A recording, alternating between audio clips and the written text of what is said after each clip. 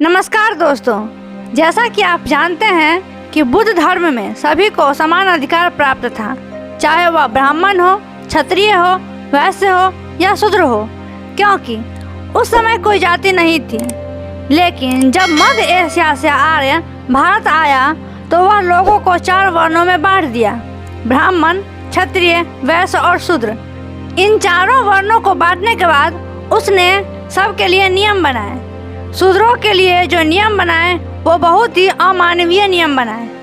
क्षत्रियों का उपनयन संस्कार बंद करने के साथ ही ब्राह्मणों ने यह भी सुनिश्चित किया कि शूद्र बनने के बाद वे किसी भी प्रकार से सिर ना उठा सकें। अपने शास्त्रों में उन्होंने ऐसे नियम बनाए जिन्हें पढ़कर आत्मा कांप उठती है। इन नियमों को पढ़कर कट्टर ब्राह्मणवादी लेखक तथा भूतपूर्व राष्ट्रपति राधा कृष्णन अपने धर्म समाज किताब में लिखते हैं, क्योंकि बुद्ध धर्म शूद्रों को और ब्राह्मणों को समान अधिकार देता था, इसलिए मनु ने शूद्र के लिए अमानवीय नियम बनाए। जो नियम बनाए गए वो इस प्रकार हैं। पहला, अगर शूद्र उच्च जातियों वाला काम करके धन कमाए तो राजा को चाहिए कि उसका धन छीन ले और उसे देश से बाहर निकाल दें। दूसरा, ब्राह्मण बिना सोचे बिना कारण जब चाहे शूद्र का धन छीन ले, क्योंकि शूद्र का कुछ भी अपना नहीं है। अगर उसके पास धन रहेगा तो वह ब्राह्मणों को ही कष्ट देगा। तीसरा, शूद्र को मारने पर उतना ही पाप लगता है जितना उल्लू या कौवे को मारने पर लगता है। चौथा, शूद्र खरीदा हुआ हो अथवा न हो तब पर भी वह ब्राह्मण की दास्ता में ही रहेगा। पांचवा, जो शूद्र वेद सुने उसके कानों में शीशा पिघलाकर भर दो। जो वेद पढ़े उसके जीभ काट दो। अगर वेद को समझ ले तो उसके शरीर के टुकड़े टुकड़े कर दो। छठा, अगर शूद्र ब्राह्मण के बराबर आसन पर बैठ जाए तो उसके नितंब गर्म सलाखों से दाग दिया जाए। सातवां, द्विज शूद्र के राज में न रहे, अर्थात शूद्र का राज समाप्त कर दे। आठवां, कोई द्विज या ब्राह्मण शूद्र को शिक्षा न दे, हवन का प्रसाद न दे, धर्म का उपदेश न दे। जो उसका उल्लंघना करे वह शूद्र सहित असंस्कृत नामक नरक में जाए।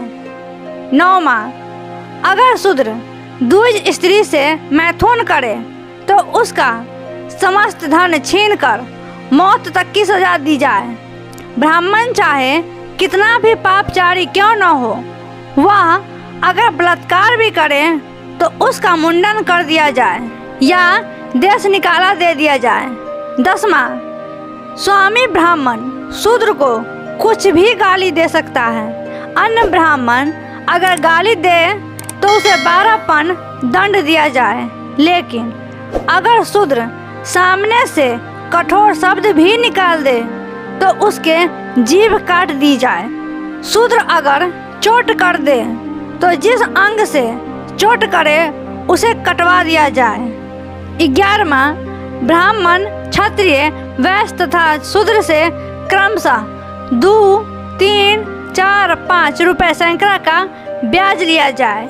अर्थात ब्राह्मण से 2 रुपये सैकड़ा यानी 2 रुपये %, क्षत्रिय से 3 रुपये %, वैश्य से 4 रुपये % और शूद्र से 5 रुपये %। 12वां, ब्राह्मण के मर जाने पर उसकी संपत्ति के 10 हिस्सा यानी 10 भाग कर ले। उसकी ब्राह्मणी से जो संतान हो उसे 4 भाग, क्षत्राणी से जो संतान हो उसे 3 भाग, वैश्य से जो संतान हो उसे 2 भाग और जो शूद्र से संतान हो उसे 1 भाग दिया जाए। 13वां, चंडाल को छूना, देखना तथा बोलना भी पाप है। 14वां, जो राजा शूद्र को जज बनाता है वह दलदल में फंसी गाय की तरह फंस जाता है। 15वां, जो शूद्र ब्राह्मण को कड़वे शब्द बोले उसके मुंह में 10 उंगली की कील ठोक दी जाए। अगर वह ब्राह्मण के बाल आदि पकड़े तो उसके हाथ कटवा दिया जाए। 16वां, अगर चंडाल यानी अछूत मंदिर अथवा मेले में प्रवेश कर जाएगा तो देवता की शक्ति छीन हो जाएगी, राजा मर जाएगा, फसलें बर्बाद हो जाएगी तथा उस गांव का नाश हो जाएगा। इसलिए अछूत को ना मंदिर में और ना ही मेले में प्रवेश किया जाए। तो आपने देखा कि शूद्र के लिए कैसे अमानवीय नियम बनाए हुए थे। शूद्रों को मंदिर में जाना वर्जित था, मेलों में जाना वर्जित था।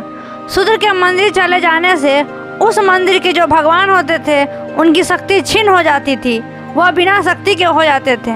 और आज के समय में सबसे ज़्यादा पूजा पाठ करवाने वाला, दान दक्षिणा देने वाला शूद्र ही है। जागो शूद्र जागो। देखो कैसे मनुवादी लोगों ने आपको मूर्ख बनाया है। जब आप मंदिर में जाते हो तो उस मंदिर के भगवान की शक्ति छीन हो जाती है, तो उस मंदिर के जो भगवान है वो आपकी रक्षा कैसे करेंगे। सोचो, विचारो, तर्क करो, आपके लिए क्या सही है क्या गलत है। आज की हमारी जानकारी आपको कैसी लगी आप हमें कमेंट करके ज़रूर बताइएगा। अच्छा लगे तो लाइक कीजिएगा, शेयर कीजिएगा और ऐसे ही महत्वपूर्ण तर्कपूर्ण वीडियो देखने के लिए आप हमारे चैनल को सब्सक्राइब कीजिए। मिलते हैं नेक्स्ट वीडियो में, तब तक के लिए स्वस्थ रहिए, मस्त रहिए। जय भीम, नमो बुद्धाय।